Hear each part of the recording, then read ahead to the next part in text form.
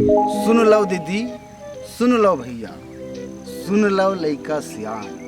सुन लो दीदी, सुन लो भैया, सुन लो लइका सियान। मास्क के उपयोग करबो और सैनिटाइजर करबो, तब बची हमार प्राण।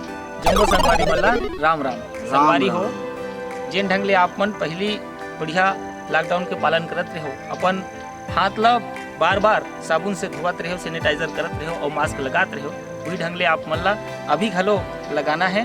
और मास्क जिन हवे ओला ठीक से लगाना है। कतको झन भैया मन ठीक से मास्क नहीं लगावे, ठीक से सैनिटाइजर नहीं करे, हाथ ला नहीं धोवाए। एकर सती मैं आप मन से निवेदन करता हूँ कि बार बार जिन कोविड-19 है एकर बर आप मन ला बचे बर है, तो एकर सुविधा के आप मन ला सफाई के और मास्क के उपयोग करना बहुत जरूरी है।